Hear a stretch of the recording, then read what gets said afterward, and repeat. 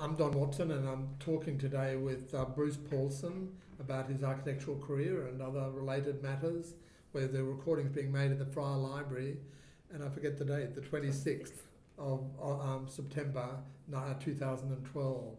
Bruce, can I start off by asking you about your parents? Both my parents were Norwegian, and my mother's family came to Australia in 1900, and my father came to Australia in 1920, and they were subsequently married, and then I was the second child. I was born on the 19th of the 11th, 1926. And your father was a ship's captain? My father was a master mariner. Yes. And my mother was a school teacher. Oh, okay. Yes. And we have records of our family. My father's family has been traced back to 1335, and my mother's family has been traced back to 1650, and we have the genealogical tree. How many brothers and sisters did you have? I have one brother, Harold, who was also an architect, and two sisters. My eldest sister was married to a master mariner, and my younger sister was married to a naval captain. What made the two boys do architecture? What provoked an interest in that field? I have no idea. When did you decide to do architecture? 6 weeks before senior exam. And is your brother the same? Was he younger or older? My brother was younger, and he, I think, determined to do architecture somewhat earlier than I did. Yes. And following your example. Following me. Yes. Where did you go to school? Brisbane Grammar School, and I finished there in 1943, and subsequently then completed the architectural course at the University of Queensland as a night course in those days. Did you do drawing at school? No. No drawing? No drawing. At all? As a matter of interest, I found 6 weeks before senior that I had to do senior art to become eligible for the architectural course. So I had 6 lessons and passed. Yes, it wasn't a terribly hard exam. I didn't like that too. Well, not quite as quickly as you did, but I did outside the school. So that's what happened. Yes. And then the course you enrolled in was a diploma course. And it was a combined course with the Central Technical College and the university? That's correct, yes. It was done at, basically the university in those days was not out here at St Lucia, as you know. It was run from George Street, and we attended night courses, night classes there, and we did some courses. Some of the courses was done out here in the last year, I think, of our university course. So it was a part-time course, and you had a job during the day? That is correct, yes. We worked 5.5 days a week, and no time off for study, no time off for exams. The exams were done at night or at the weekend in your own time. And where were you working? I worked 2 years for the state government to start with, and then subsequently I worked for the rest of my course with Addison and McDonald, who were a quite well-known firm at the time. In 1950, I then went and worked for Conrad and Gargett for about 6 months prior to my going to England, where I was there for about 18 months. Did you work in England? I worked in England for Werner Rees and also T.P. Bennett and Son, who I think at that time probably the largest architectural firm in England. Can we take them a bit more slowly? What did the Works Department have you doing as a cadet?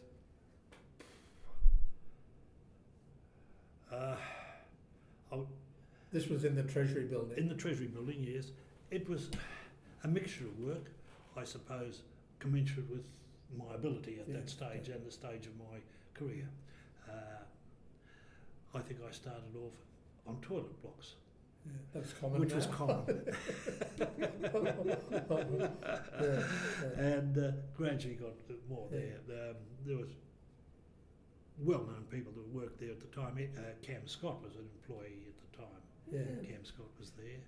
He was a bit older than you. He was about 4 years old, 4 or 5 years older than I, if I remember correctly. And a lot of the architects that were working there are mentioned, of course, in your book. Yeah. the director of Queensland Architects to 1940. Do you remember any particular people? Any particular people stand out? I can remember practically every one of them. What about Cess Virgo? What was Cess he Virgo. like? Very, very sort of slow and pedantic. Cess Virgo, yes. In fact, I sat right in front of him. Yeah, yeah, Yes. yeah. And Do you remember any work any buildings that were being done that were of interest to you? not really. No. It was during the wartime, and it was mainly remodelling and repairs and a lot of that stuff, and quite minor work. Yeah. Quite a lot of the architects were there who actually had worked for the I think the Allied Works Council, and also I think for the Civil Construction Corps, the CCC and the AWC. And they're all mentioned here. Yeah. Could you have gone into the army instead of studying architecture, or That's something I would rather not comment on. no? Could we go a step back and ask when you were studying who your teachers were and who the people were you were studying with? Do you remember? Who was I studying with? Yes, who was it? And who Yes. the teachers were? Yes, the particular friend of mine was George Williams, Mm-hmm. who became a partner in Lewis and Williams later on. There was Len Gamble, who worked, I think, for the Commonwealth.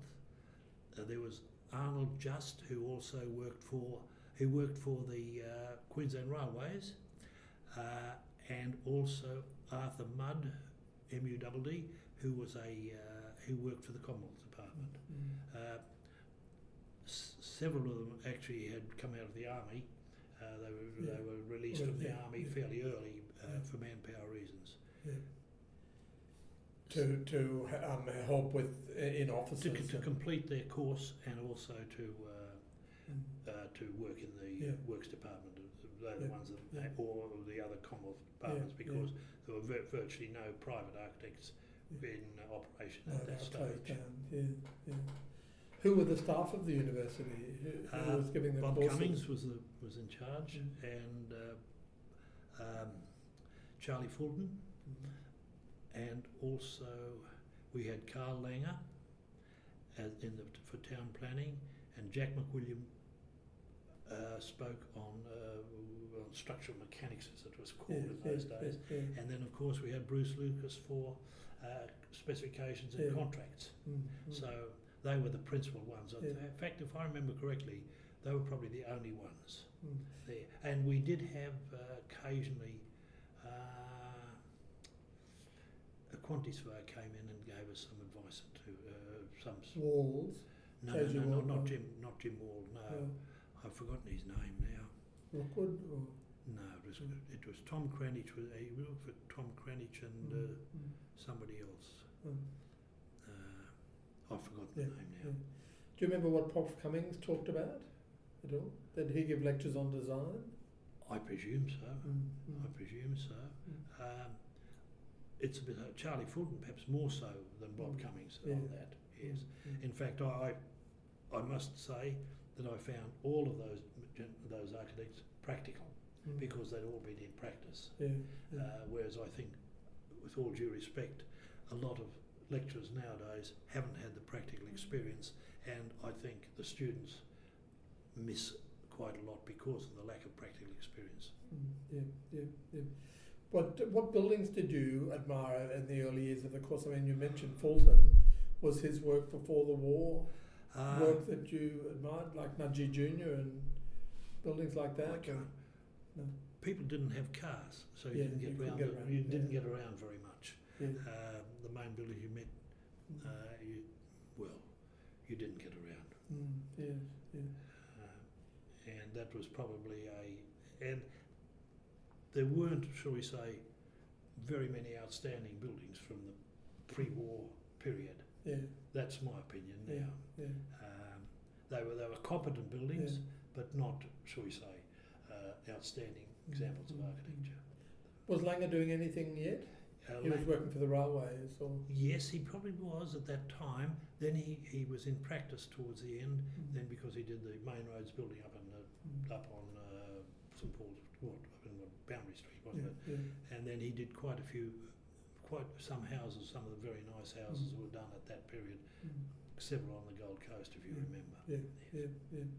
The library at that time of the university was down in that big block at the end of near Old Government House. Were there architectural magazines that I don't students think looked at? Quite frankly, I can't ever remember visiting it.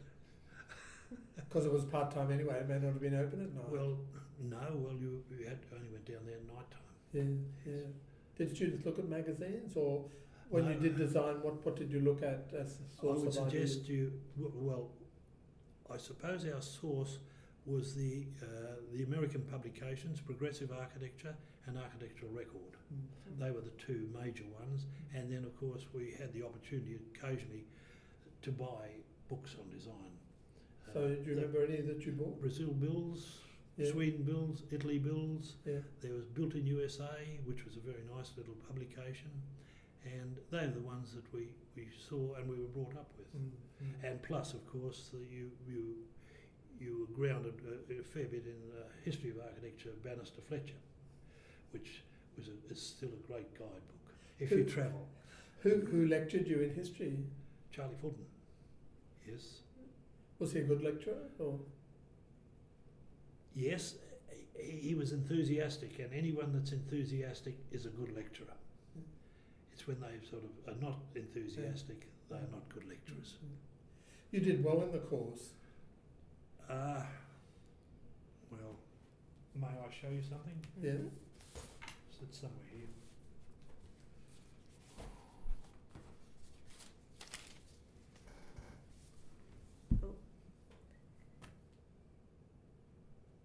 And that was what, for coming top in the whole of your course? I think I topped every year, plus the final year, and I got the bronze medallion. Mm. Wow. Mm. There wasn't much opposition, only a few of us. Yeah. Yeah. Wow. Oh, that's good. Yeah. Do you still have the bronze medal? Did they give it to you? Or? Oh, it's still pride of place at home, of course. Not that I polish it much. No. Yeah. And what was your thesis on? Because you wanted thesis. No thesis. No thesis. No thesis in those Ah. days. Oh, it was a very easy course. It was the course was more a slog than having to be brilliant. How many nights a week would you go? 3 nights a week and occasionally Saturdays. Saturdays after work, because you work Saturday morning. Oh, yeah. Did private officers work Saturday morning too? Yes, Heaven. you worked 5.5 days, Mm. and unfortunately, one of the end result of all of that, I had to give up playing cricket. Were you a good cricketer? Oh, I had my time. I was captain of cricket at the Brisbane Grammar School, Yes, okay. Yeah, so by default probably. yeah, no, there would have been a big school. No, there That would weren't. be, No, only 330 pupils in those days. It was very still small. that's 80 a year or something. Hmm? That's 80 a year. It's still quite a few.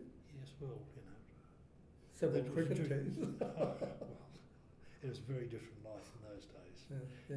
Very different life. Where were you living in Brisbane at that time? But I lived at Greenslopes all the time. Yes. In what sort of a house? Had your father built the house? Well, he had it built in 1926 it was built, and it was extended in 1930 or 31. Did he use an architect? Do you know? No one used Is it. it still there? It's Yeah. still there, yes. Sold for an exorbitant amount recently. Whereabouts? What was its address?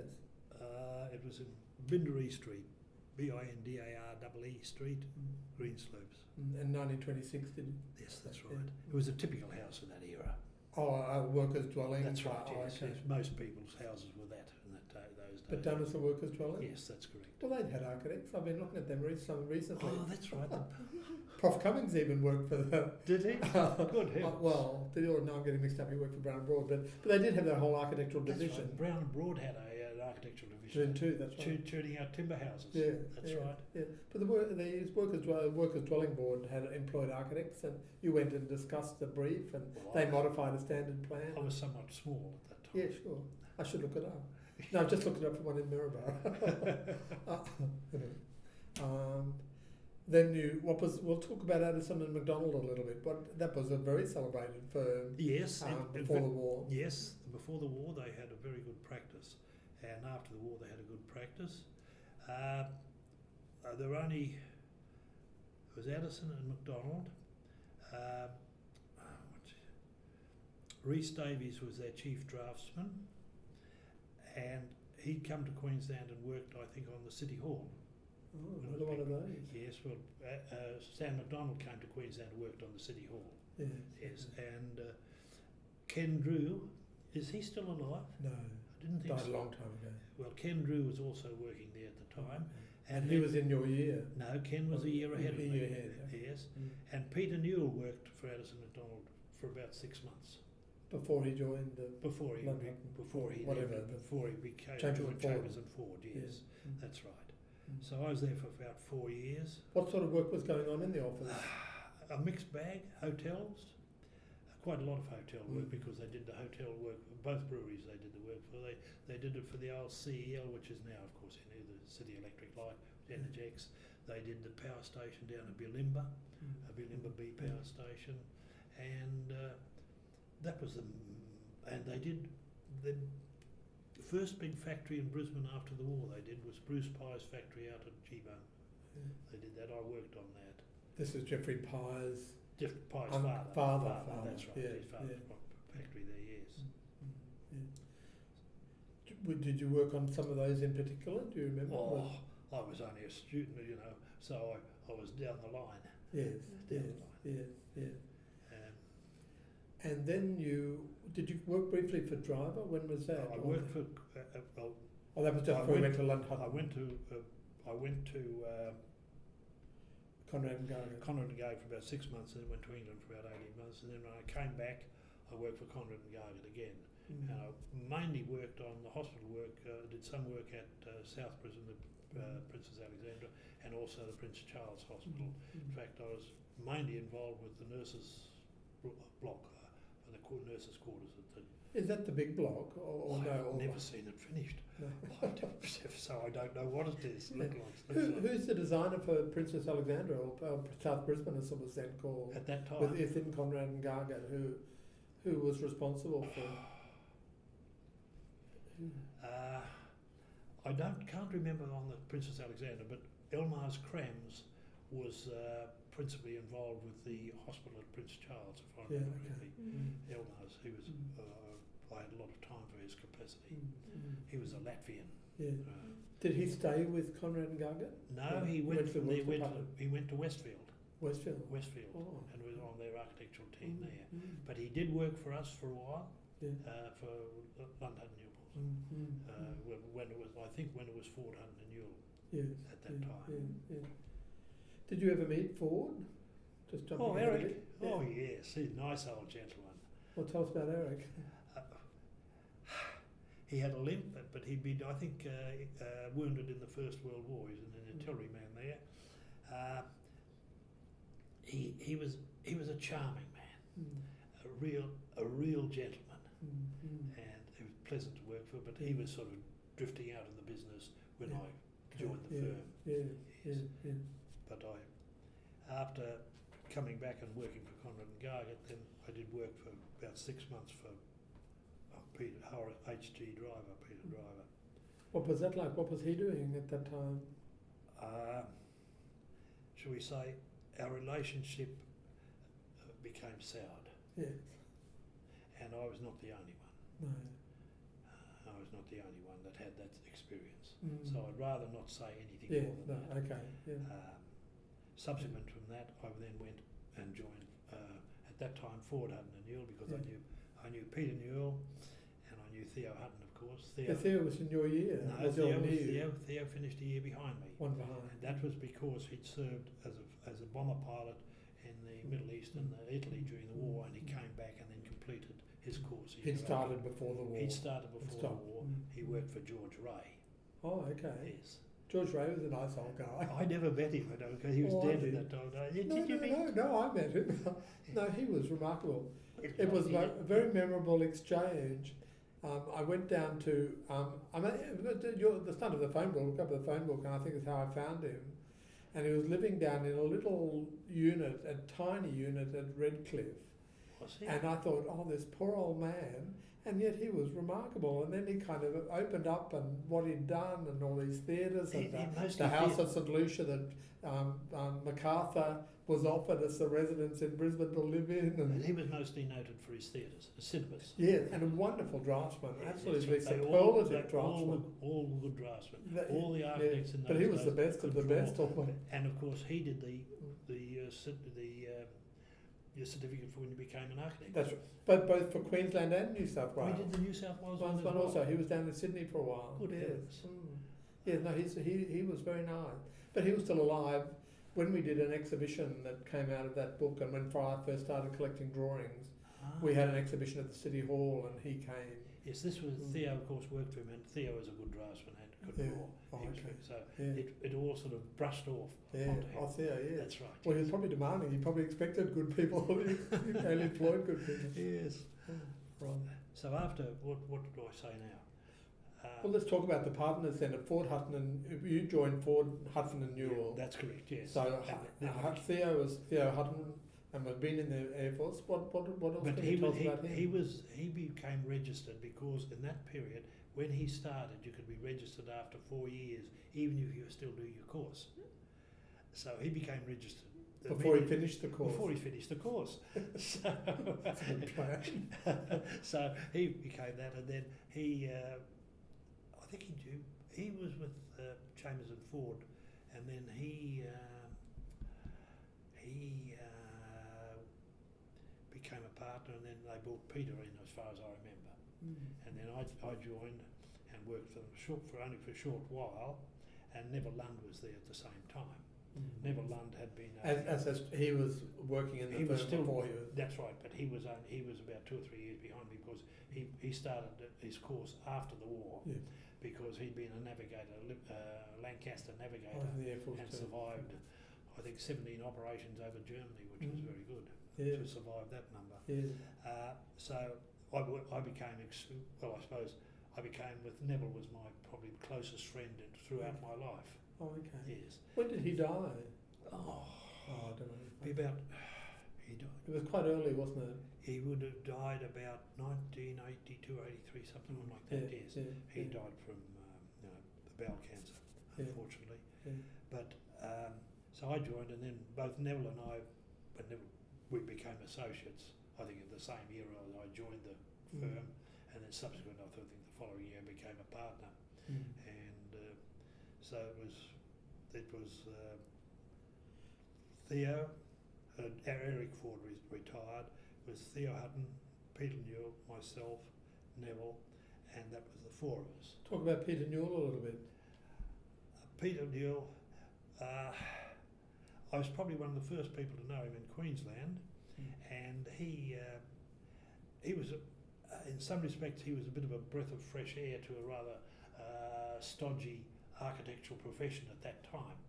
And he was a person that was hard, I think not everyone warmed to, but when you got to know him, he was a very bright man, and with a lot of ideas that he put forward, which were subsequently sort of taken on board within the profession, even though some people, would rather not give him the credit.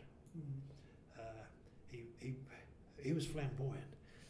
He'd be the only person in Brisbane walking down the streets wearing a beret. Where was your office? Where was the office? We had an office in the Equitable Life building to start with. Which was where? Down the end of Queen Street. You know where the memorial is to that fireman? Yes. It was the building right alongside there. It was just subsequently knocked down. For Pearl Assurance. It was knocked down. Yeah. And we were there, and then when we went from there, we went up and we bought a building in Leichhardt Street, Spring Hill, as you probably know. And Petrie building. Mount Joy. Mount View. Mount View House, that's right. And we bought that, and we were there for quite some years, and we tended to outgrow it. So we then went out to the RSL. We took the top floor of the RSL Toowong. When did you move into Toowong? Early 60s. You were there by 63. Well, 61 I came back. It would have been about 62 or 63. Yes, because I came back in about 1956 we started to get work in North Queensland through Peter Newell's connections, especially with the Church of England. Did he have connections with the church? Well, he knew them. He knew everybody. He knew everybody, and we went there and we asked Ian Black, who was at that time working for the Commonwealth. We appointed him and we said... He was working for the Commonwealth at Townsville? No, he worked in Brisbane, and then he went up as a principal there. And he was only there for a relatively short time when the practice became fairly pretty busy, and they asked me if I'd go, which I did go, and I was there from the end of 1956 to 1960, when they asked me to come back to Brisbane to handle some major work, which I did. But I went back and a great amount afterwards. I regularly visited North Queensland because unfortunately Ian Black developed a tumour on the brain. Did you know that? Yes, I did. And then I didn't quite understand what happened to the firm. Like, well, he was in the name of the firm, wasn't he? Yes, he was for some time. That's correct. It was Lund Hutton, Newell, Black and Paulsen. We did that, and we shouldn't have done that. It would have been preferable if we just kept, in some respects, Ford, Hutton and Newell forever, as some firms do. Yes. Because there was a bit of this created a bit of a problem later on when Ian Black, with his brain tumour, well, quite frankly, and I off the record, he wasn't quite right, and 3 of the staff induced him to break away from the firm and take our business. And was that Ralph Power and people, or no, not before Ralph? No, not Ralph. No. Earlier people, which I won't mention their names. And I found out what was happening when I went up there one time. Something was strange was happening, and I found out what was happening. And I quite frankly, I sacked them and gave them 5 minutes to be out of the office, and it created quite a furore. And then I had to sort out the absolute mess that had been done, because poor Ian was not in a position to fully understand what was happening. And it was quite a nasty business for some time, because he was very popular. Ian was a very nice fellow. He was a person. He was a man's man, and he could mix in any company. And he would never do anything wrong. And this was what happened, and which was a great pity. And unfortunately, because I was had been with him there, I had to bear the responsibility of trying to sort out the mess, which we subsequently did. And then we asked John Morton, because Morton, Hurst and Ryan had been brought in as associates in the firm in Brisbane. We asked John Morton if he'd go, and he went up there, and he was there for some years. Do you know anything about Black's training? Where had he came? He was working for the Commonwealth. He worked for the Commonwealth. Do you know anything about it before? Yes, I do know a bit.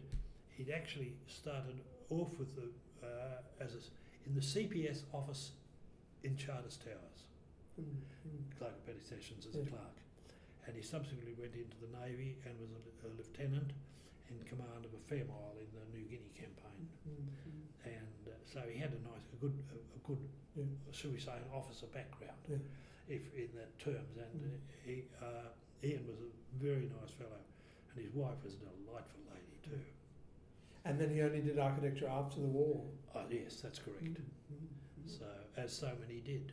Yes. As so many did. Yes, the school explodes with. Well, you would have seen that in going through that. Well, we didn't really go quite that far, but I can see, looking at the numbers now, that it's quite small years relatively to your time, and then suddenly the years made 2 or 3 times. Bertie Lewis was one of them, and some of the others came back, like Phil Edwards.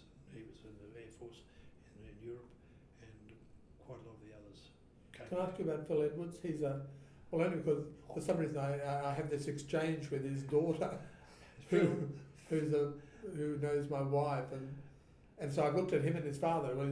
He's the second generation. His father was an architect. Was his father? Yes, a very good architect who dropped out and became a valuer. And he's one of the few people I know who walked away from architecture.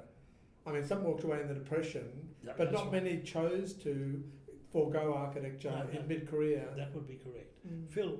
Phil was mostly involved in hospitals.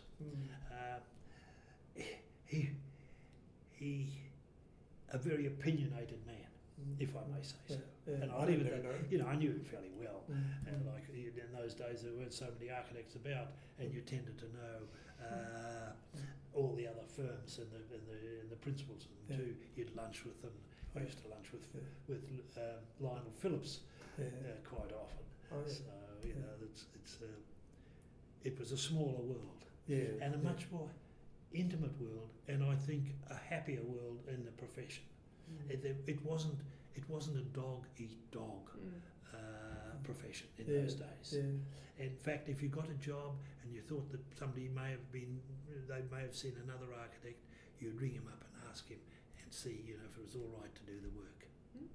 That was right. That was the accepted thing. We did a lot of work on the Gold Coast, and it was David Bell, Hayes and Scott, and our firm. We were the main architects working on the Gold Coast, and we generally, if somebody came to see us and you were a little suspect, they were suspect, especially a lot of the developers that came from the south. We generally ring around the others to see if these people had already been to see them, and it was and I think we all saved ourselves a lot of anguish by doing that. Yes.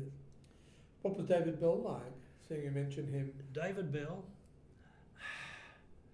not a popular man, I don't think. I know his son who lives in Bedesert. In fact, I don't know. In fact, I met him numerous times, and when I see him in the street, he doesn't recognise me. He's a strange fellow. I think he's a bit like his father was. I hope you'll excise some of this from it before we. But that's a fact.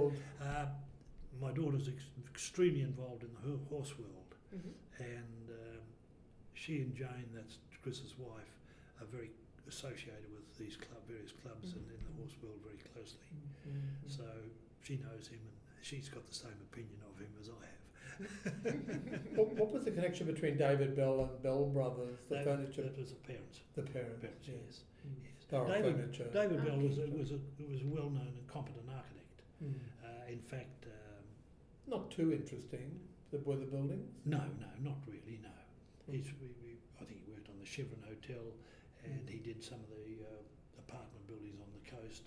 One of which when I was acting as a consultant there, I got called in to check it over and things like that.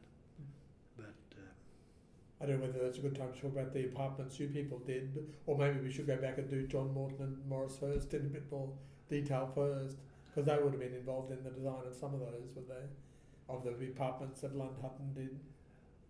I'm thinking of Glen Fallock. Yes, that I think was John Morton. I looked after all the documentation and everything like that on that. That's what they wanted me back from North Queensland to handle. Morris Hurst was mostly in housing. Yes. In housing. Houses or? Houses, yes. Houses, yes. Do you remember those in particular? There's one on the wall outside which I can't remember because that was done after he left us. Do you remember Nicholson's at Indooroopilly? The big one? The name is familiar. Or the Dean Badley's one at Maroochydore, Alexandra Headland? I only remember the names. I didn't get much involved with any of the housing like that. No, not. Let's talk a bit about Morris and John. They weren't bought out from England by the firm. They were here already. John Morton was came to us after he'd worked with Bly Jessup. Yes. And I don't know for whom. I think Morris. I don't know if he came. Who he worked for before he came to us. No. I don't know. You mentioned someone before us, a breath of fresh air. They would have been a breath of air in some way, were they? Or yes, immediately? Their design, certainly, I was never a designer. I virtually never did any. I always said someone had to get their hands dirty. Yes, their design was better than what had happened before. And in the time that they, I think we won the competition for the Mount Isa Civic Centre. Then we did the Mackay Civic Centre, and we also did the Orange Civic Centre. I was involved in Mackay and also Orange. Orange, I was asked when I'd left the firm at that time, and they asked me to come back and go to Sydney to sort it all out because it was being done in Sydney office at the time. Because John Morton had gone there. That's correct, yes. But I can't remember him being in Sydney at that time. But I went down a few times to sort out all the documents and get it straighten it out, if I may say so, because that turned it to be my role. Thankless but very useful role. That and the administration of the office and making sure the contracts were okay. Yeah. With Morris Hurst, I mean, he did a series of houses that were kind of very interesting and spectacular. Yes, that's correct. Yes, I had. Who did the blood bank? Who did the Design blood bank? Queen Street. Was that Morris or? No, John Morton, but Neville Lund looked after it mainly. Yeah. I looked after all the documentation. Yes. Well, I know you're involved in that Consultants International, but what was the circumstances that led up to that? The circumstances that led up to it,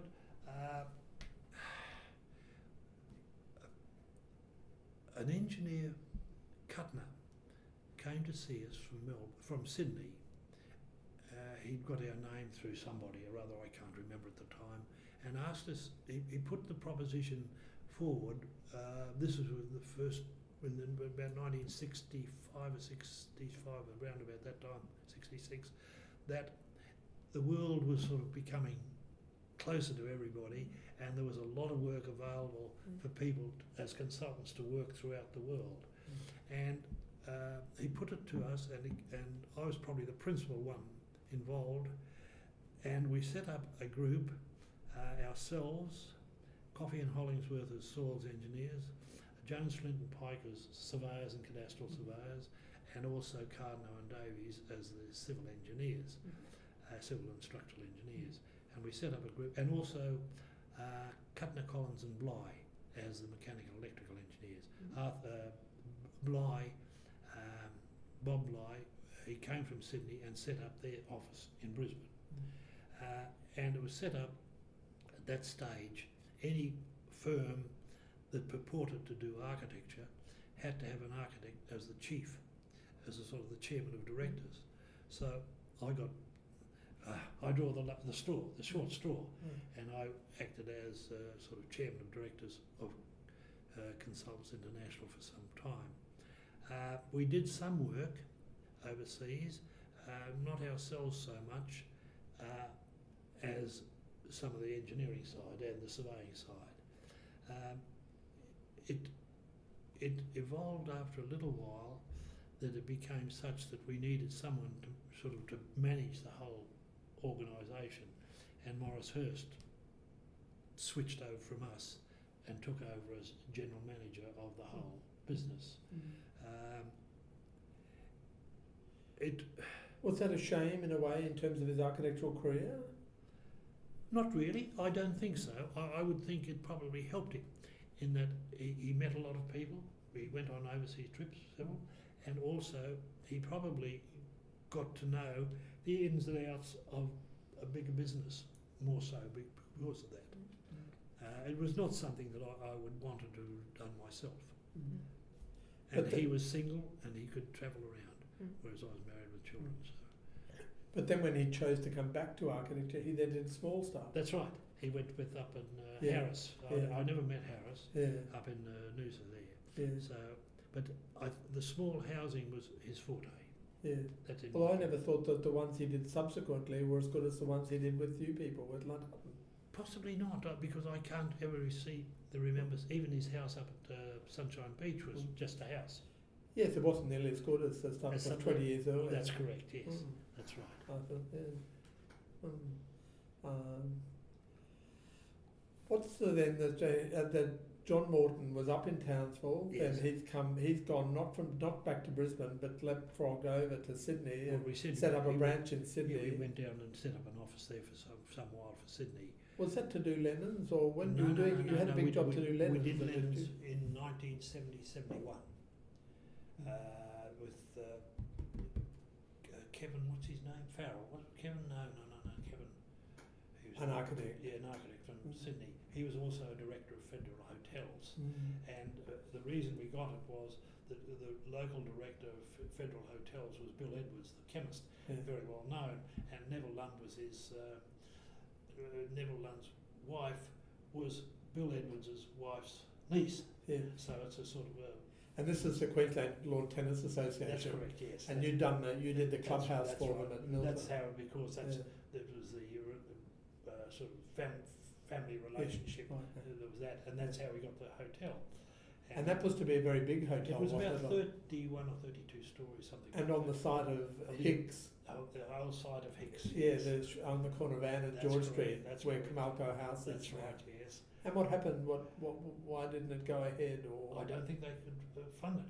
Well, it's not surprising with 31 stories. In those days, yes.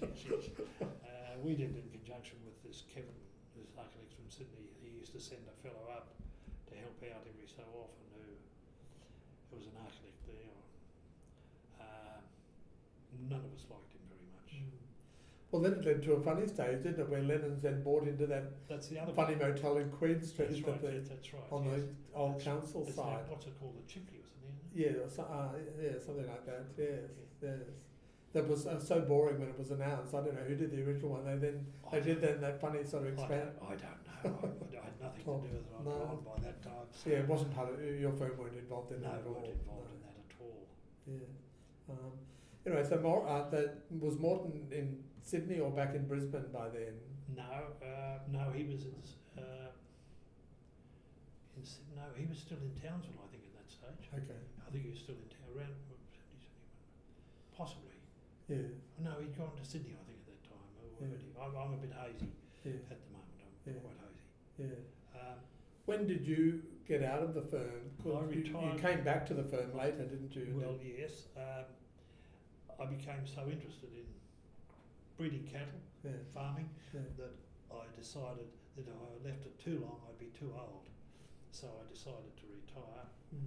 And also, as I explained before, one of the other reasons was because of a certain person. And so I retired from the practice and took up my rural pursuits. But subsequent to that, I got invited back every so often as like a specialist consultant. The specialist consultant, the ones I worked on as a specialist consultant were the Orange Civic Centre. What else was there? And also, the government precinct. The first, they did the first design of the government precinct, which was not built on that site. They subsequently built another one.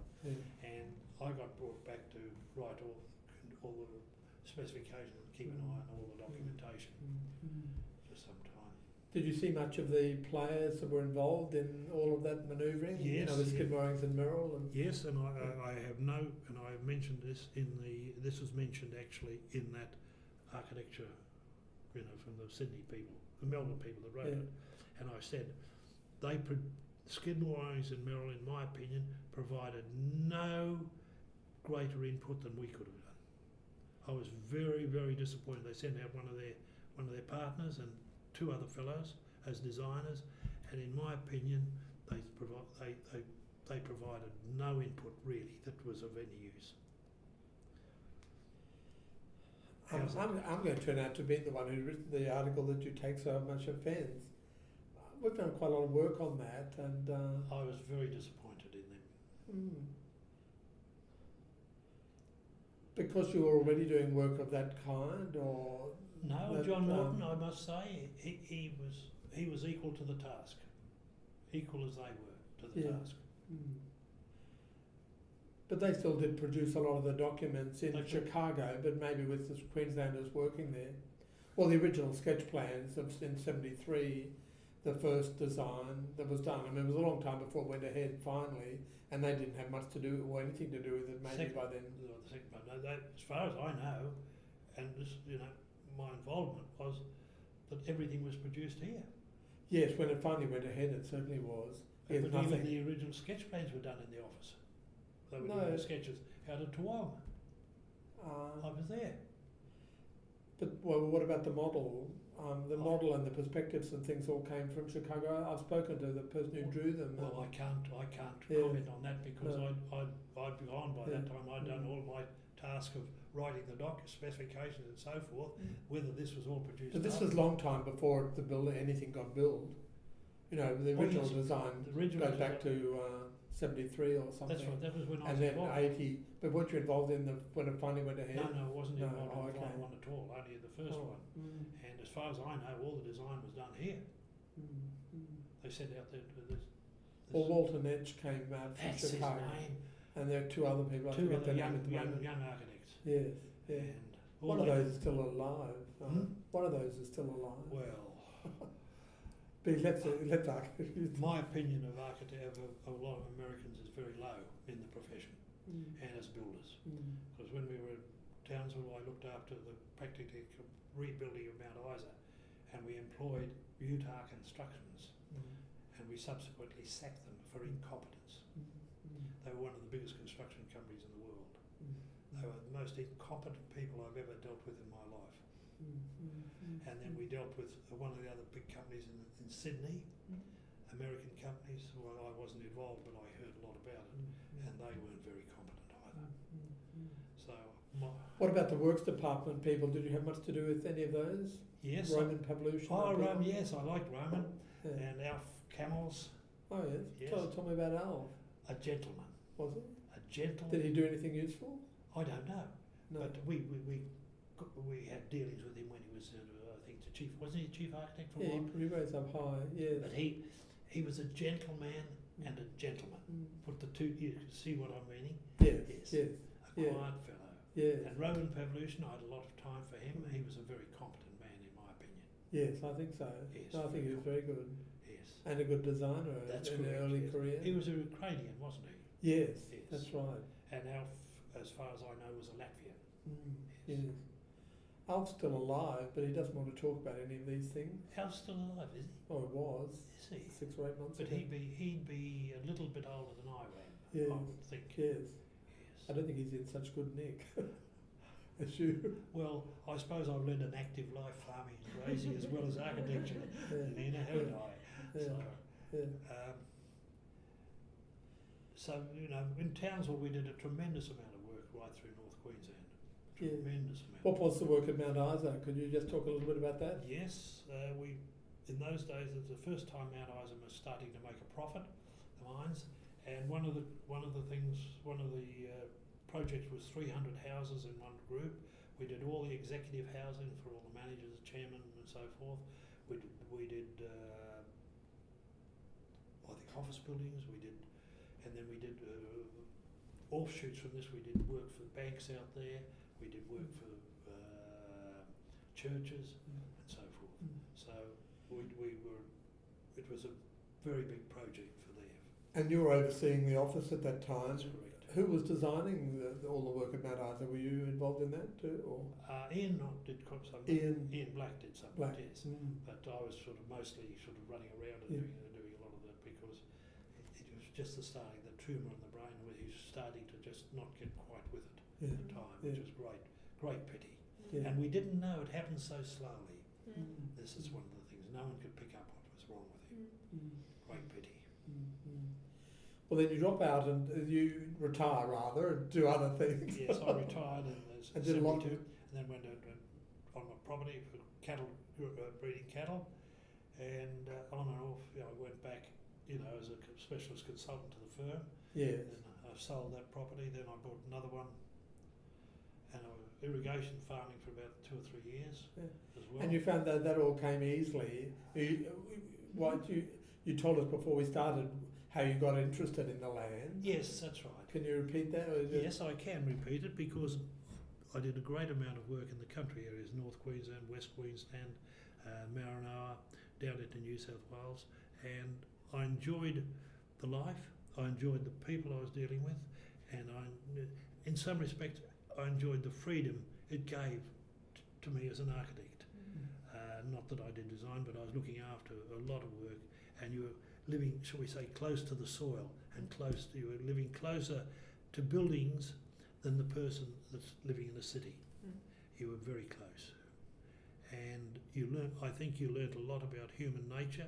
You learnt a lot about the builders you lived. We were closer to them, and I think this is and you were dealing generally with builders who were, shall we say, honest, rather than a lot of developers whom I'm, like today. I'm probably the last architect that can remember dealing with the original, actual master builders in Brisbane. Stan Carrick was one, Sanham was another, Hector Heaven was another. They were about the three of the last master builders that employed basically all their trades except the electrician was one or two things. And they were gentlemen. They were done without, handshake. To give you an indication, with Addison McDonald, they did a lot of work with these builders. They had been in practice since 1928, and when I was there in 1946, started there 46 with them, they had one filing cabinet half filled. That was their whole filing system. It had all been done basically on a handshake, and their motto was that they always handed back the contingency sum to the client at the end of a job. See, that's a good boast. That was a boast, and it was probably right, but it was done on a handshake. And if there were something to be done, they said, some of the builders said, it's not quite right here, it'll cost money to fix it up. They said, well, what can we do? Well, if we do this, and we balance against that, there'll be no change, no charge. And that was how they did their work. And it was a wonderful method of theirs. Not like nowadays that you spend your whole life keeping records so that you can't be can't be litigated against. Just going back to that evolution of master builders, Yes. the electrical trades would have been that was a new trade because electricity came in early. That's correct. So all mechanical services, all of that would be separate trades. That's correct. What about drainage? Was that did they employ their own drainers? Generally, yes. A lot of them did employ their. Carrick certainly did. I know. I don't think Hector Heaven did. I think he employed Wiley and Sons in those days to do a lot of his work. It's because Brisbane didn't have much in the way of drainage until fairly Didn't have late. much sewage either. No sewage, almost. So it was I've been through an interesting period of evolution within the profession, from a day like this to now where it's highly computerised and highly technology is almost taken over. Yes. Because you'd have done all your drawing, of course, manually. All manually. Coloured prints. That's Did right. you do prints and have to colour them or hand prints. colour them? Oh, that was one of my big tasks when I worked for the State Works Department. Did you do the prints and the colouring? Did the prints, and then you did the colouring, and you had to colour 6 sets of working drawings, and you had a set standard colour for all the different types of material, elevation, section, plan, and so forth, and you had to mirror those. And sometimes you spend weeks colouring a set of drawings for a big, relatively large job. How did you do the prints? How were they made? No, they had a print. The state government had a printing office. It was a over machine. In the executive office, in building. the Lands Administration building. Building there, and you took them up there to the printing, and they do blueprints or die lines. Yeah. They'd given up solar prints by then. No, some of the blueprints were. They did use exposed on the roof. On the roof. That's correct. Yeah. You know more about this than I do. Do you remember the plan keeper? Yeah, Len Furness. Yeah. Do you remember any stories about him? Yes, he was the staunchest Labor Party supporter probably I've ever met. But also, he used to go away with the rugby league teams as their rubber. In other words, he was a masseur. Yeah. And he was as rough as bags, but a nice fellow. If you got an injury at work, he'd give you a rundown. No, I can't say that. There weren't any girls working in the office, only one in those days, Dolly Brennan.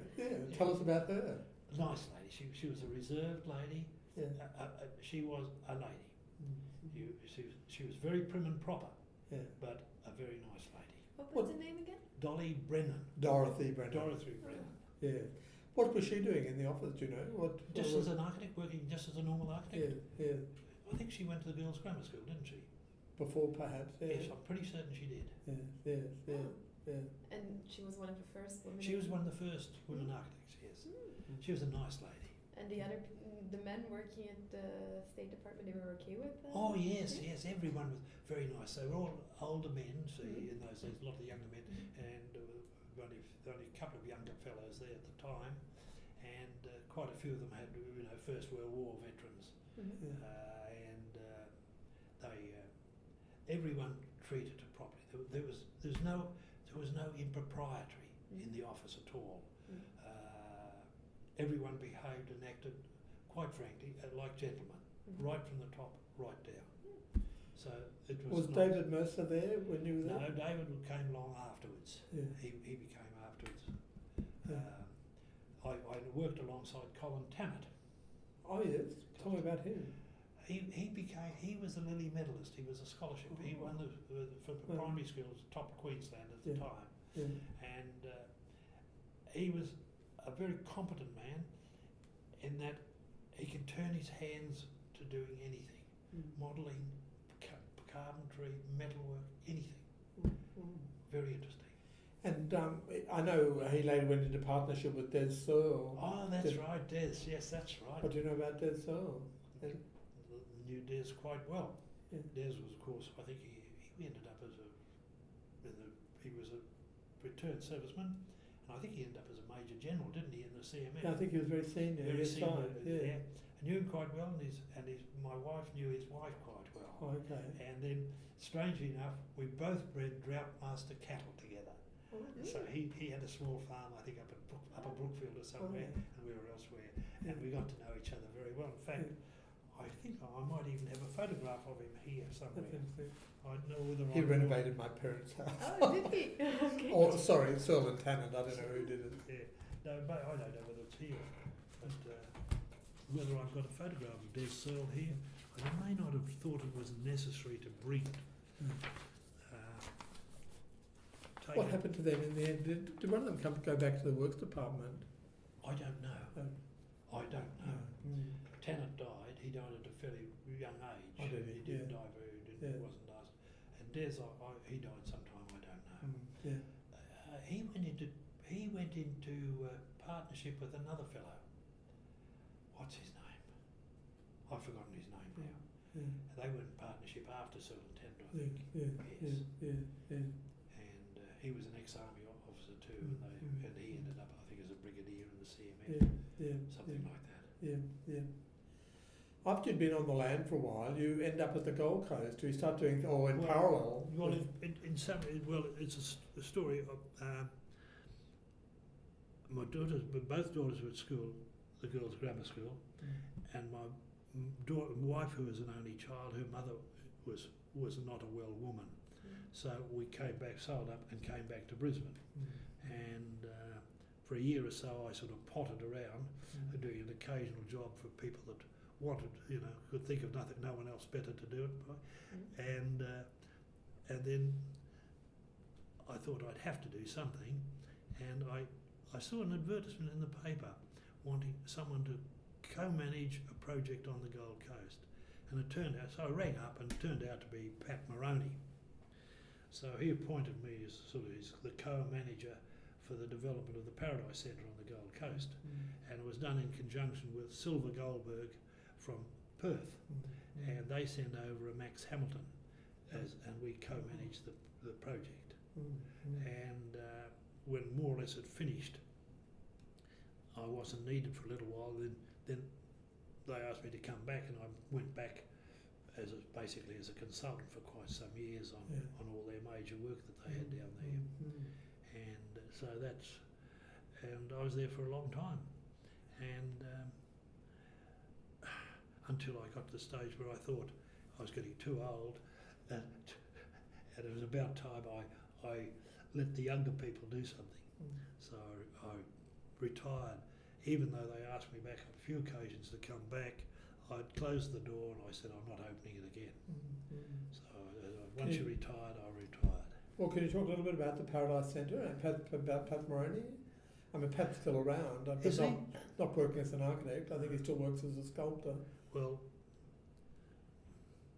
But that was a very big job for him to get. It was. He had very little. He had something to do with it, but I suppose it all ended up devolving on Max and myself. I'd rather not say much about him, No. if I may say so. I'd rather not. Yeah. Silver and Goldberg from West Australia, I knew them very well.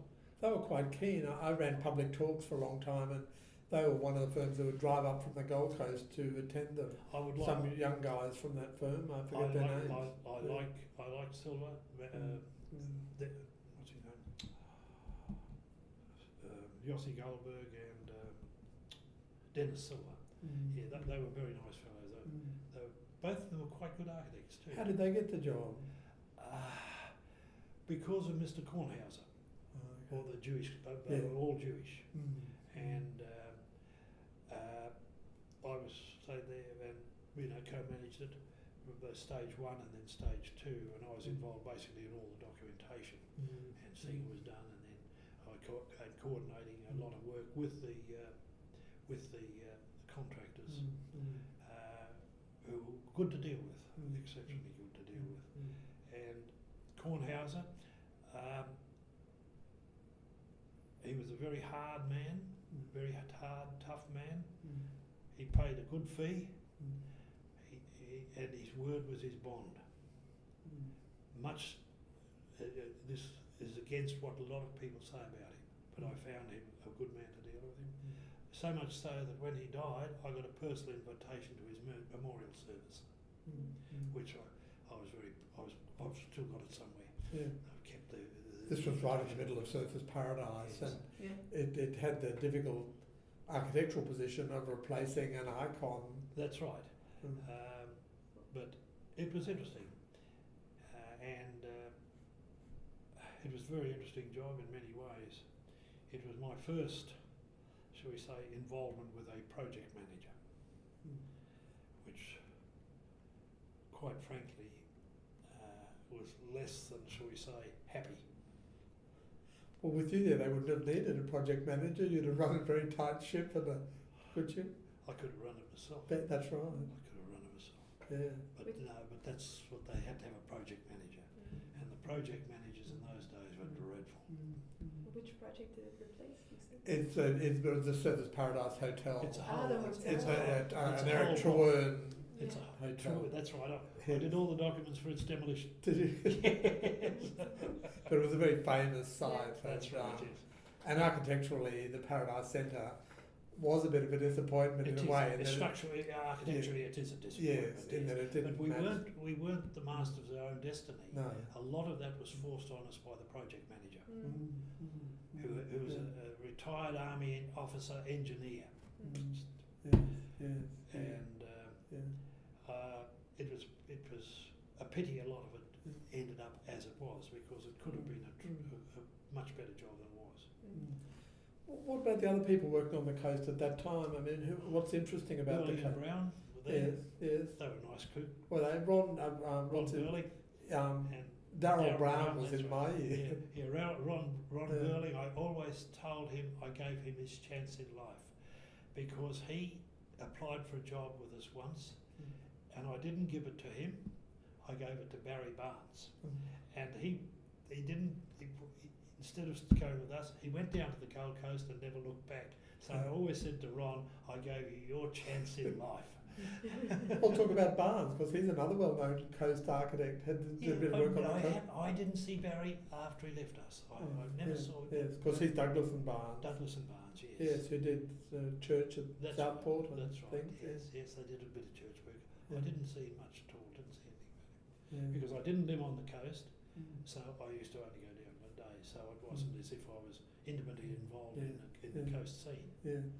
What about Davis Heather or Bill Oh, Heather? yes, and Bill Heather, Buchan and all those people. No, it Well, didn't have much. No, nothing to do with Buchan. But Bill Heather, I knew quite well. Yes, okay. Heather and Thadiki. Yes. That's right. Yes, that's yes, right. yes. Yeah. Were there any particular buildings at the coast you liked, or that were or regarded more highly at the Gold Coast at this time? Any architects? Buildings, buildings or. Did Silver Goldberg do other work apart from the Paradise Centre?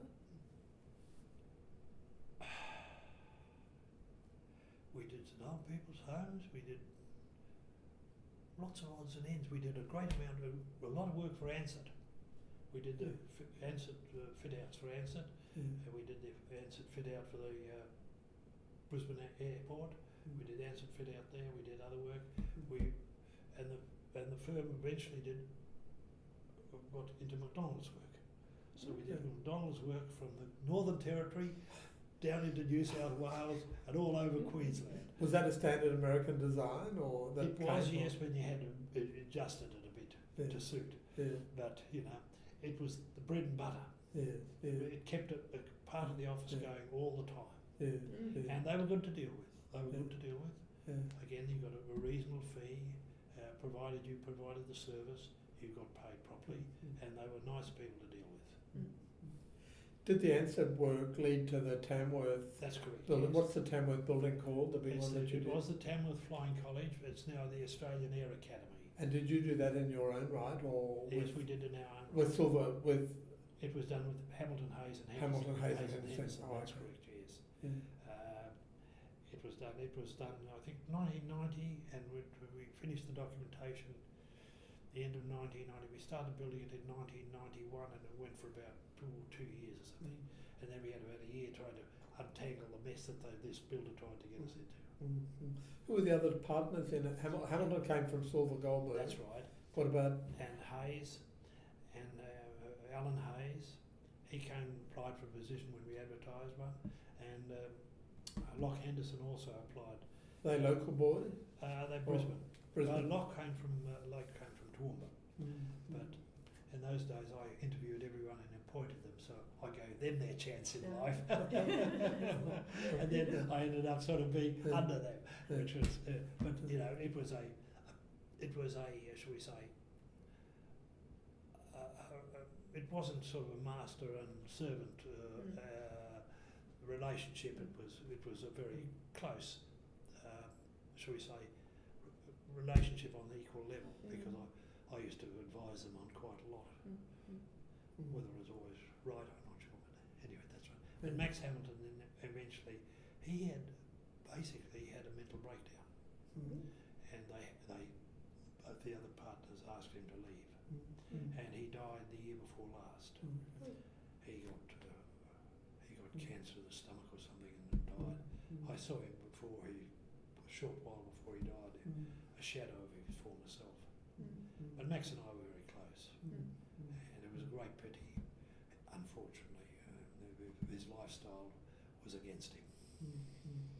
Does that say it all? What else? You've done a few trips overseas at various times. That's you did the one in London. What did you go and look at when you're in London? I worked there. I worked for Vernos. I sort of worked there, and then I travelled around as much of Europe as you could in those days, because it was shortly after the war, and it was travel was not easy. Not easy to all the countries that were verboten. You're not allowed to travel to, and I took the opportunity to go to Norway to see my relations. And where did they live? In Oslo? On my father's side, they lived in a place called Skien, Skien, and my mother's side, which I wasn't much involved with, they lived in Oslo. So my brother has subsequently he married a Norwegian girl. He subsequently has kept in touch with our relations more so than myself. Did he marry a Norwegian girl in Norway? No, or married her in New York. Oh, places. This is Harold. That's right. Was he working in New York? No. He was working he worked in England for a while, and then he worked for 2 years in Norway, 2 or 3 years, and he worked for Odd Nansen, Nansen, who was Fridtjof, the great Arctic explorer's son, who was an architect. He worked for him for a couple of years, and then he subsequently then went over to, I think worked in Canada for about a year or two, and there he met his wife in New York, and they got married. So that's how. And then he came back here and worked for the Commonwealth. He came back here and he worked for. Who did he work for? He worked for us for a while. He worked our Brisbane office, and he worked then in Townsville office for a while. Came back, and then he went back and because he'd worked for Peter Driver beforehand. And subsequently after, I think when Peter sort of closed his office, he then went and worked for the Commonwealth for the rest of his life. So... and What was his forte? I suppose he did a little bit of design, but again, documents, drawing and administration, yes. I suppose it was what you liked to, somebody had to do it. And not everyone wanted to be a master designer. No. And there are very few master designers in the profession, very, very few. But everyone thinks they are. But you were very talented at the production side and the Well, I did that, and the I organisational I side. lectured in architectural specifications after, after Bruce Lucas retired from here, and I lectured for about 5 or 6 years out here, and I changed the whole method of specification writing. You were very good, I know, I do. You would remember that, Don, wouldn't you? I certainly did. And I put you down as one of the 2 best students I ever had. How bizarre. You and Spencer Jamison. Oh, okay, yes. You are the 2 best students that I ever lectured in specifications, Don and Spencer Jamison. Well, Spence Jamison worked for you for a long Yeah, time. I worked You before were- I started, that's right. and then I went up to Townsville and worked up there Did you work at up the end there? of my first year, Did you? just for the Christmas I holidays. can't remember these things. No, I'm not sure you were there. You No, might have been back in I was- Brisbane. You were back in Brisbane by then. John Morton was Yeah, there. that's right. But he was up there with Andy Stenders, and, Oh, Andy and they were all Stenders, having a that's good time. I was ignored completely. Is that a shame? I just sat in the back of the office colouring in gee. or something. It wasn't a great holiday, but or work experience. But it was all right. That's right. Yeah. Yes. So we had, Spence worked for us for quite a while. He was a good designer, Yes. a very careful, competent designer. Yes. Yeah. And Well, he did some of that all-round- work, the alterate when the hotel fell over, the Lennon. Yes. He did some alterations to the original one, didn't he? He worked on some of that work, I think, for you people. I Did can't new remember. bars and things that were I fancy. know he did work on some the church and a old people's home for the church of the reorganised Church of Latter-day Saints, somewhere out at Woolston or somewhere there. Yes, Had you done those earlier ones for the church? reorganised. There are some big wide gables, glazed gable churches with. Oh, we did a lot of church work all over the place. Yeah. We got that work out there for the reorganised church because Dolph Pemberton, he joined us, and then we when John Morton went south into Sydney, we got Bob Clayton and Dolph Pemberton went up and looked after the office there for a while. Up in Townsville. In Townsville, yes. How do you spell Dolph? Or? It was Adolphus. Oh, yeah. Adolphus Yeah. Pemberton. And was he related to Reg Pemberton in the works department? Not to my knowledge. No. No. Yeah. Reg was, yeah. I didn't know. Well, Reg gave me a job. Did he? I ended up at the works department. Reg Pemberton, he's mentioned in that book somewhere, isn't Yeah, he would be. That's yeah. right, Yes. he? He was a good draftsman. Was he? Oh, yes. Yes. He was long past drawing when I Was he? knew him. Yeah. Do you want to talk about that specification system that you Well, were very keen about? I and got- seemed very well organised. And yes, I will mention it. I became interested in writing specifications, and that I felt specifications were written basically on the English style, and most specifications in England, from what I remember in those days, were written by the quantispar, not by the architect, and they were geared that way.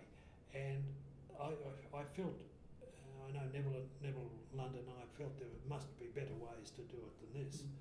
And I saw some publications for the Construction Specification Institute of America, and I wrote away for a lot of their documents, and I became a contributor, really, not contributor, they contributed a lot of information to me, and I decided to change the whole writing of specifications around into their system, and that's which was completely different to what had been happening before.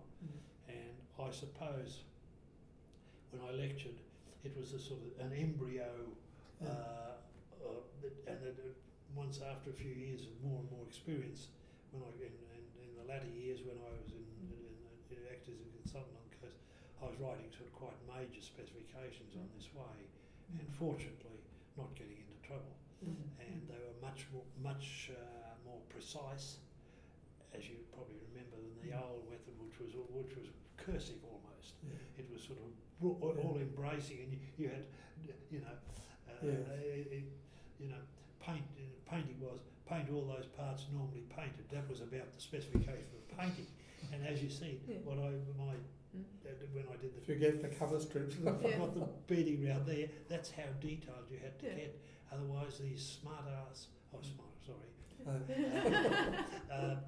builders would take you to the cleaners. They really would. They'd take you for every minor thing.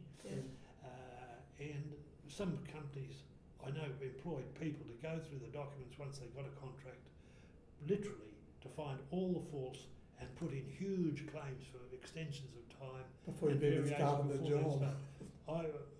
The assistants, but as a Shire engineer, took the job for peace and quiet because he'd worked for one major some company, and he had a nervous breakdown because what they tried to do to him, the contractors, with trying to legally beat the system, put it bluntly. And you had to be as careful as that. And I used to be appalled at younger architects. Oh, it's near enough, And they didn't even have the right title of the client sometimes, the proprietor. And I said, if you go to a court, you'll be crucified. And they, oh no, it's near enough. I said, it can't be near enough. And this is what I found. So many of the younger architects were coming out with that attitude.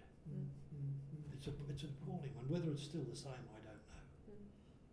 Oh, there are some and there are others. Well, it's a school of hard knocks, isn't there? Yeah. And that's No, continue. right, Don.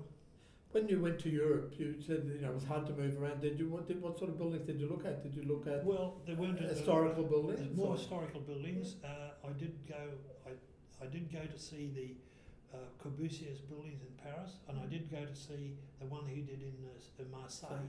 And I went there when it was not completed, and I can still remember. I went there in a violent thunderstorm, and it was wet as anything, and scrambling around over a still building. It was called the City of Light, but the design was such that the building and each unit was so deep. They had to have your lights on all day to even see where you were, and it was quite an eye opener. But of course, in those days, you went and had a look at a lot of the historical buildings, and that was I think it's a great benefit to see some of these great buildings. You did well in history in the course. You got honours all the time. Your results. Gee, did I? Yes. I can't remember. But No, I liked history of architecture, and we had an enthusiastic instructor with Charlie Fulton who had travelled A lot before the war. before the war, and that was a great benefit for somebody that had seen them. And he imbued me with the spirit of going to see these great buildings. But then, did he also he taught the more historical architecture, but he didn't go into like the contemporaries. Like Le Corbusier was most well known via architectural record. When you looked at that, or how did you know about Le Corbusier, and were there other international architects that you knew about at the time, and how did you find out about them? Well, I suppose in the magazines you saw the names of the architects that were in England before the war, Mendelssohn and Shemaev and places like that. And then, but it was very hard to travel around Europe in those years. It was very hard, and you didn't have the mobility you would have now with public transport, nor with say a motor transport, your own car. So you didn't see so much. Was there conversation in the English firms you were working in? What sort of work were you doing there? And were people there talking about new work? To some extent.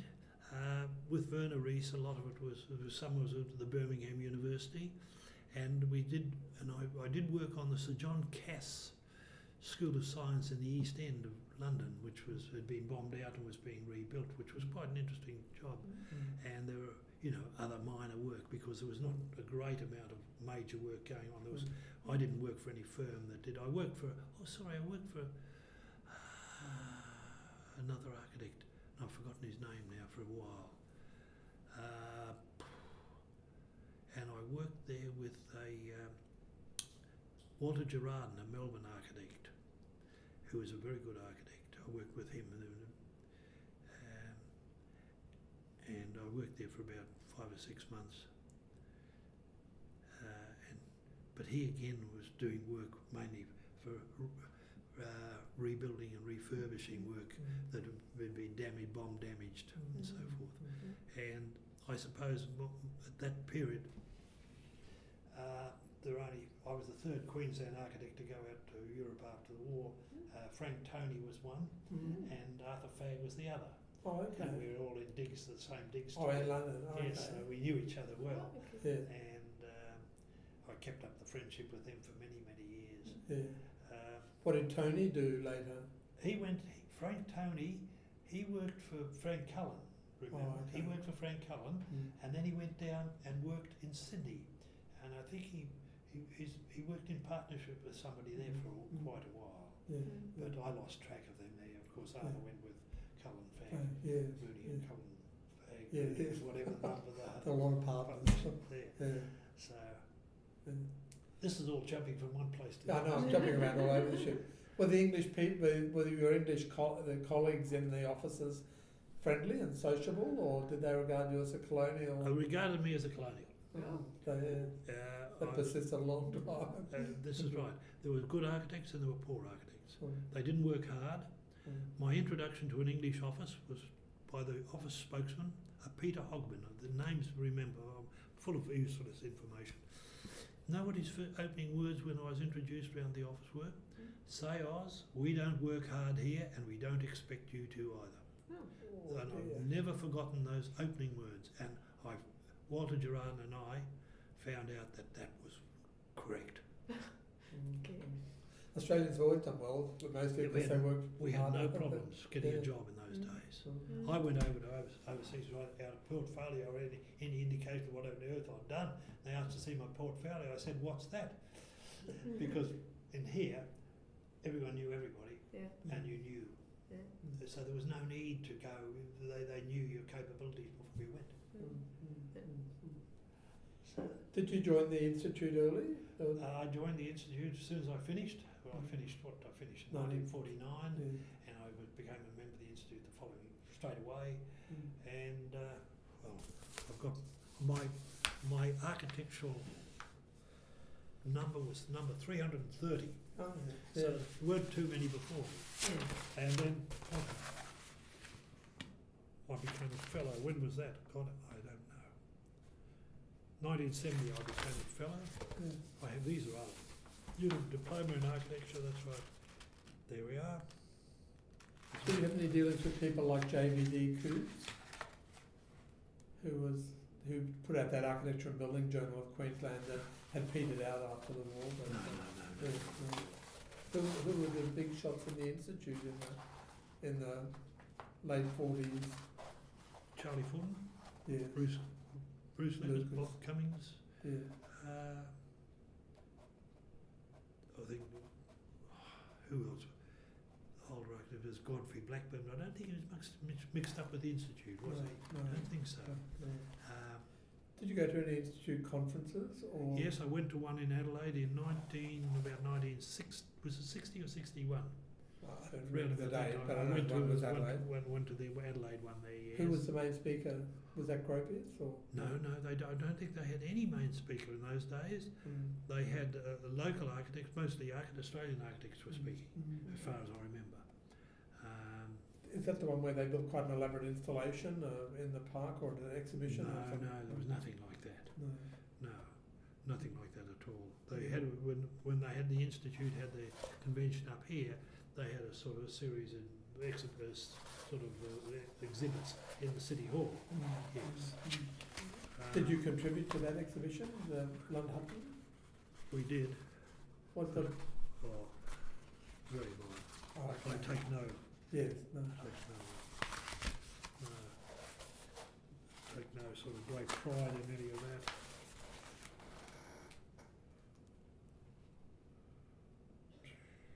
That's the technology. Well, have you ever seen any of these? What are you going to do with them? They've been rolled up in this cupboard, as you can see, for a long time. You should give them to Fryer in the end. Add them to the collection. When I die. Unless your kids want them. I leave them to whom I will. I've even got my junior and senior public certificates. Did I you didn't even know what was in the roll. In the exams. Did you do as well at school as you did in architecture? I survived. But you weren't a Lily medalist. Oh, That's okay. no. Someone's done a PhD thesis on all those people. Have they? Just recently. Is that so? I must have a look and see what they say about with Yeah. architecture. What, on architects? No, they did on all the people who won Lily medals. Oh, my niece won the Lily. I did it, well, she'll be in it. Yes. I forget the name of the woman, And she's of course- graceful or... She died very young, Oh, okay. with 4 little kids, Oh, that's sad. breast cancer. So, well, sad, yeah. Yeah. But we still keep in touch with everybody. The family's still quite close, fortunately. Yeah. So, what else? Are there other things you brought in that you'd like to Mm. talk about? Well, yes, I can tell you 2 things. One other thing that I did do, for some years in the late 60s, the government ran a building industry productivity group, which comprised the State Works, Commonwealth Works, the Master Builders Association, the Federal Master Builders, the Quantity Surveyors, and the Institution of Engineers. And I was chairman of that for 2 years. Okay. And what would they do? What was their role? To generally look at how the various professions coordinated. And we tried to do something, but it was very difficult. Very difficult. And after 2 years I was chairman of that, and then it folded up somewhat after that. And I don't think it ever happened after that. You're involved in modular Oh yes, coordination. that's right. How did you find out all this? I think it's your own words somewhere. Somewhere. Okay. Well, they had a modular society before metrication, and we tried to do something about it, and it wasn't very strong in Queensland. It was stronger in other states, and I know I did attend a Australian symposium or a seminar or conference in Adelaide. That would have been in the mid-1960s, just before metrication came in. I did attend that, and I did attend one other conference in the early 1980s in Sydney on contracts, and it was run by some legal firm, and it was all the papers, and the papers were produced in a book, quite a thick booklet, and somebody stole my book, took my book, and I never had it. And it was delivered, the papers were delivered by spokesmen for most of the leading and biggest contractors in Australia. And it was an absolute eye-opener, because they told openly all the tricks they used in tendering and running contracts. And there were 137 delegates, I've never forgotten this, from all over Australia. Guess how many architects were there? Myself. The only architect that turned up to listen to how builders and contractors went about tricking everybody. I was the only one. There was one other quantity surveyor from Queensland, from the State Works Department, myself. The other came from all over the place. I was the only architect there and listened to this. And we were dealing, at that time, we were dealing with one of these companies that delivered one of these papers. And was it correct how they tried to trick you and how they tendered? It was very, very interesting. And it was a little publicised conference, and yet you can imagine how the implications of a conference like that to the profession and to the construction industry. So that. By the way, you found when I resigned as an architect in 1st of July 2007. Okay. Because there was no need for me to carry on.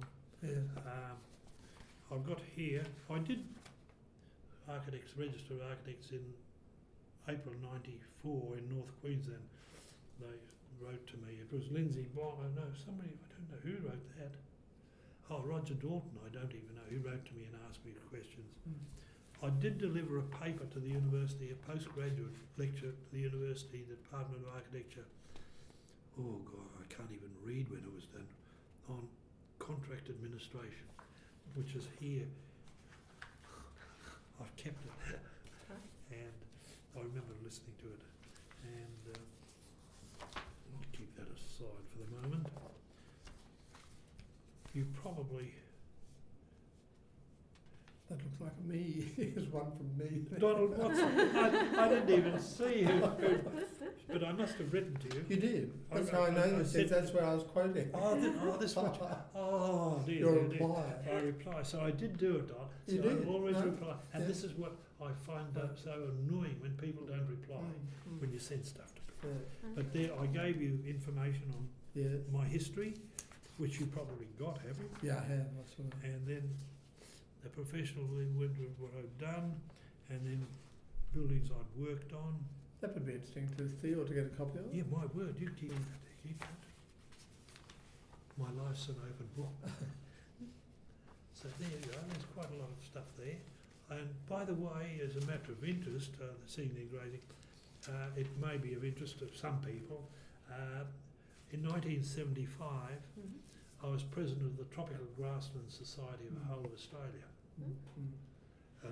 And that was your cattle breeding. Yes, Yeah. and pasture improvement and developing country. Mm. They alternated between a scientist and a producer, And you Fantastic. and they asked me whether I'd be interested. And I'd been interested for quite some years in pasture improvement, so I said yes, I would. So I had 3 years as a vice president, president, and an immediate past president, and it was a most enlightening. The society folded up a few years later, but I believe, and I was told at the exhibition this year, where I went to by one of the scientists, that they're resurrecting the whole Up business. there? Okay. So it was quite an interesting. And then Lindsay Bond wrote to me once. Did you know?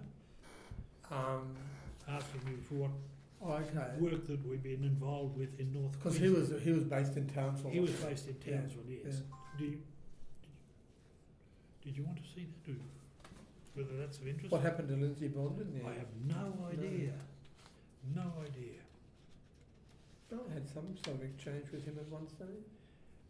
I think Lindsay worked for us for a while. Did he? Yes. Up there or here? I think in Brisbane actually.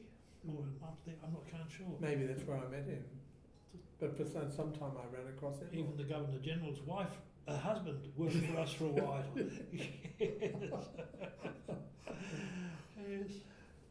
So, you probably, whether you've got that, I don't know. So it was at the end of the tape, just about. Or- I don't know. There was still space. I don't know why it Okay. stopped. Maybe there's No. something with the battery, but yeah. this Because we one- must be up to near 2 hours. an hour and a half so far. Oh, okay. Oh, And these are photos Oh. of. that's probably the only photo in existence. That's signing the contract for Boys Town down at Beaudesert. Oh, okay. That's Monsignor Steele and John D. Booker, the builder Yeah. developer, Yeah. and yours truly. Oh, okay. Well, that'd be good to get a copy of. It's probably the only one in Yes. existence. Yes. I can take a photograph of it. Yes. And Yes. it Yes. will be okay. Yes. This is your professional record. Some when of you it. started, Some of yeah? it. Yeah. Some.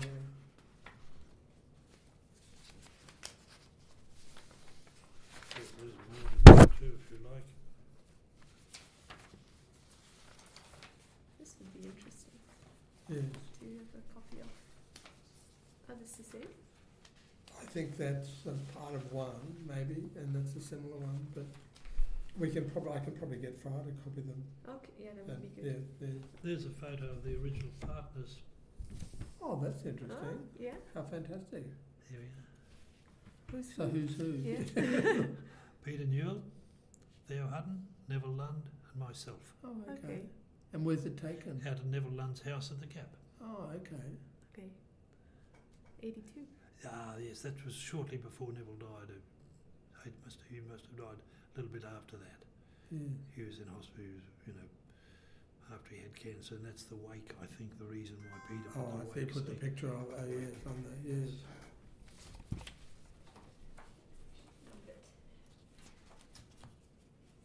Isn't it funny? You assume Peter Newell always had white hair. It's a surprise to see. Oh, he was black. He was. Yeah. Actually, when you see him, when he came back after the war as an officer, he looks the spitting image of Cary Grant in his heyday, Oh, okay. the actor. And he was. Doesn't have done him any harm. No, it's not. I gather it didn't do him any harm. So there you are, even that. Bits and pieces are dragged out. It's an ever these complicated completions and attributions are always going to be wrong. Yes. But I must say I do feel a bit guilty about your Philip Goad. I suspect has inherited my blame. Well, I didn't hear a word, Don. Didn't hear a word. I think I'll have turned out to have written the Lundhutton entry. Yeah. Is that a fact? Probably. But there we are. That's my mother's family's history and my father's family. Who did all the work tracking it back? I think my sister wrote all this, Yeah. but my nephew's done the history of my father, Yeah. and there's his family tree, and it was done from a brother. By the way, Harold said he'd rather not. Oh, that's a shame. He said he didn't have much to offer. He Oh. didn't think his life in architecture was as interesting as mine. Is he in as good nick as you? Not quite, probably. No, yeah. His knees are not as good as they should be. Yeah. Where does he live? Kenmore, Oh, yeah. that's going back to that's as far back as they went to. I find beyond about a grandparent Wow. is a bit hard to interpret. So, Grandparents are people you met. yeah. Did you ever meet your grandparents? Oh yes. Not my grandmother, she died many years ago. Yeah, But yeah. my grandfather, when I met him, he was Yeah. about 91 or 93, I think, Yeah, 92, okay. 93. Yeah. So I knew him. Why did they come to Australia? My Father's family. mother's. I'll answer that first with my mother's family. In the late 1890s and early 1900s, Norway was a very poor country, and there was a big push to get Scandinavian migrants to come out to farm in Australia. And they did. They came out and farmed. In fact, they went to Wilson's Plains near Harrisville, and the farm they stayed at is mentioned in your book that this is taken from. And the In what photograph, context? the house where they lived, is a photograph of the original house, an old drawing of the original house, Oh, of the house that they lived in.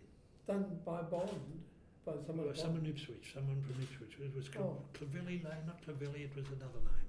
Yeah. I've got it at home anyway. Oh, okay. So there we Yeah. are. Yeah. So that's Yeah. So you've got farming in your blood before you did architecture. possibly through my grandfather. He was a graduate of a agricultural college in Norway. Yeah. So. But unfortunately, agriculture in Norway was Slightly slightly different. different to Australia, and they came out to the great drought of 1900 to 1903, and everyone went broke. Yeah. So, and then my father came out in 1920, actually on a sailing ship, and they came to Brisbane, met my mum, and decided to stay. And then he worked on ships up to the Gulf and. Yes, but he actually, it was interesting. His master's tickets for Norway were not recognised here, so he had to spend 3 years before he could come back and then can do that. And he went, had a sort of a bit of a mixed thing. Then he lived in the Solomons amongst the cannibals on Malaita for 3 years in command of a schooner, recruiting native labour. We've always said he was blackbirding. Yes. And he spent 3 years getting native labour to come and work on copra plantations. Janina may not be aware of all of this. No, I mean, no. Queensland has a whole story of That's right. indentured know. labour from the South Sea That's right. Islands And he went, until Federation, in Yes. which the Commonwealth so he lived there for outlawed 3 it. years. Yes. And then came back, and then worked on the coastal ships, and became quite famous on the Queensland coast. And he died still on the ship. Yes, he died. Had a heart attack in 1960. 1953, Mm. just before after they left Townsville, they managed to Yeah. get back to Brisbane. Yeah. But he only died a day or two after coming back to Brisbane. Mm. But in those days, they couldn't fix Do the heart. anything. No. See, I've got. Yeah. Yeah. Yeah. Yeah. So Mm. it's it was that's he came that was he was quite famous on the coast. Mm. Mm. Yes, the people even still remember it. Yeah. That's 60 years ago. Mm. Yeah, so Wow. he's very well known. That's Yeah. famous. Yeah. So And who was your wife? Has she died now? yes, Yes. Bet died on the 15th of May 2008. Yes. She came from Roma Aye. and met here. On the land in Rome? No, in the town. In the town, yes. And we were married for 55 years. Yes. And Yes. she died of basically dementia. Mm. Mm. Mm. So it was, for many years there was a problem. Yes. Yeah. Yes. Yes. And 2 daughters. Mm. Uh, Neither of them did architecture? No, both. No. Actually, we adopted both of them, Oh, okay. and my younger daughter died 30th of April 2 years ago. Oh. Right. Oh. Yeah, so I've only got Mm. my elder daughter lives with me, and Yeah. we have no. She's never married, so Okay. she's got to keep me in the luxury to which I've been accustomed. Ah, Yeah. that's nice. So no, we've lived together, and Oh. we have a very good relationship, Yeah. which is good. That's Mm. nice. Mm. So Mm. what else can I tell you?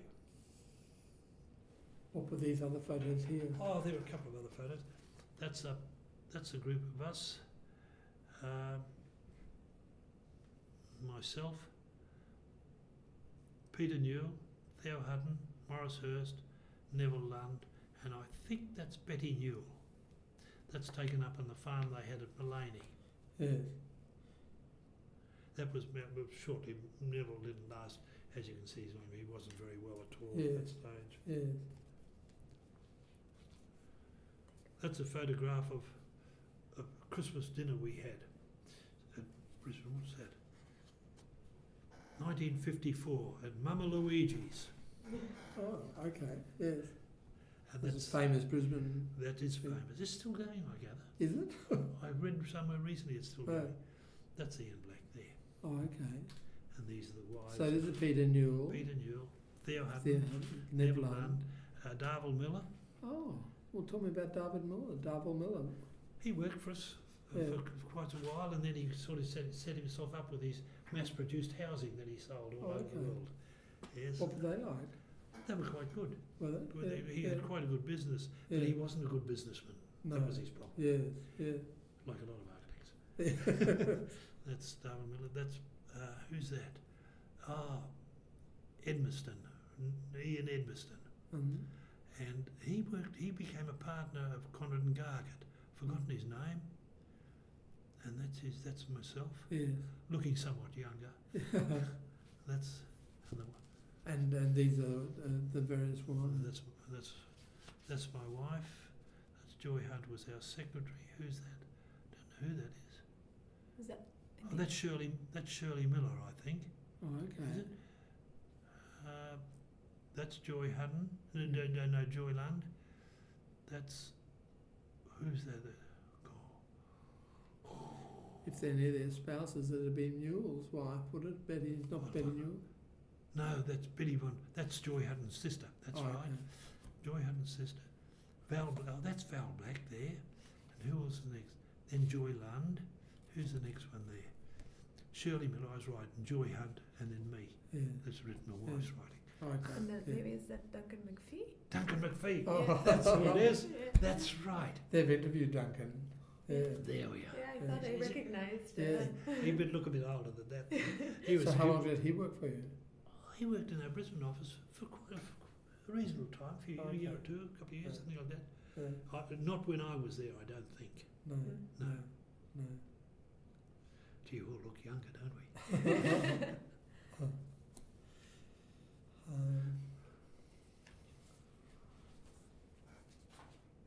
And you get a reasonable result just like that. Mhm. Mm. Mm. Oh, here's another one. Cole Denham. Oh, okay. There we are. That's probably all written on the back too there. That's very helpful of someone. That's Bet done. Bet did it. Yeah.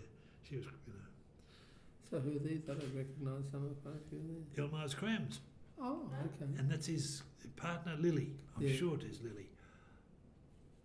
Front. Yeah, Lily Crams. Crams. Oh, she was a very lovely lady. Yeah, She yeah. was Danish. Oh, okay. They'd met in Europe, I think, as Yeah. displaced persons and Yeah, so forth like okay. that. Cold denim. But Does anything to do with Weller would have been in the works department? Pardon? Jim Weller would have been in the works department when you were there. Yes, Jim Weller, yes. Do you remember him? E.J.A. Weller, oh yes, we knew him well. Mm. He lectured at the university, that's right, he was one of the lecturers. Oh, okay. I think he lectured us in sanitation, building Oh, sanitation. okay. There you are. How's that? Now it all comes back to me. See. You're jogging my memory, Donald. I always thought he was a bit of a victim. I think he was probably very good in his own right, but going through the depression, the depression sort of killed him, and then the war. And then he went in the art gallery. Yeah, well, he did a whole lot of peripheral things, Oh yes. but he had a hard time in works department. That's right. Then he We ended up weren't as very chief good. architect for a while. He did, but has shunted to the side and That's not right. given any role. And I gathered the reason was that they wasn't it the art gallery, the The library. library with Yes. that awful with the mosaic. I think that detracted Ruined from his career. Ruined his career. Yes. I think that was right, wasn't it? Well, that's an element in it. That's Yes. right. I mean, the whole library But job he was was a he care- was he was a catastrophe. laid back character that sort of drifted along. I think, Oh, yes, yes. yes. People like Stukov weren't there in your time. Yuri, Yeah. he worked for us for a while. Oh, did he? Oh yes, Yuri Stukov. I first. Well, he was an interesting character. Oh yes, a wild man. Yeah. I first met him when I played cricket for the old boys at the grammar school, and Yuri was the school's opening fast bowler. One would whistle past your head, the next one would go that way. A wild man, and he was a wild man. He was an architect too. Yeah. Yeah. Yuri Stukov. I forgot. He was absolutely unconventional. Very unconventional. And then the chap Hall. What's his name? Not Russell Hall. He worked for us for a while too. Yes, okay. Another unconventional person. Yeah, from Harrisville. Harrisville, his father was a farm. I had a farm near where his parents had their dairy farm. Oh, okay. Yes. Yes. How long did he work for you? Oh, I can't remember. I see Russell a lot. Is Austin Lee still alive? I don't know Austin Lee. He was a Chinese lad, architect, and his brother had an architect who's an architect. But Russ, Lee, his Austin, big problem was his English was fractured. It was very poor. Yeah. And he got himself, when he went into private practice, he got himself into a bit of strife on and off. Because of a language problem. I would think it's because of the language problem and not fully understanding both ways. Yes. A nice fellow, but you know, a bit different. This guy Stukov, in protest to the terrible working conditions of the works department, the excessive heat in a 1961 edition that they did after you were there, but it was terrible and no ventilator. He would work almost naked to complain as a complaint about how impossibly hot it was. That's unconventional, yes. Gee, we had a fellow that did that in our office. They do. I wasn't there at the time, but he stripped to his underpants. I think we're going to run out of tape in 1 minute. Yes, okay. So, Oh, yeah, for well, the thank you tape, very much, yeah. Bruce. Well, thank you very much for asking, but I'd be very happy if you want to fill in gaps or for me to sort of vet anything or add to anything you like, That's wonderful. because I'm sure, you know, this has sort of wandered all over this place. Yeah, but Yes. certainly we might want to talk to you again to To straighten elaborate it on some to things you straighten it out. mentioned. Yes, you might pick up something and say, I'd like to know a bit more Yeah. about him or Yeah. a bit more about certain people, because, you know, I knew a lot of the architects in those days. Definitely, clearly. And you If you did have any time just to jot down whenever you thought of it, I know you almost need an interview to trigger it, but just to record memories of people is very interesting, because a lot of these people are very hard to track down. I jumped at the opportunity when you asked me, Don, because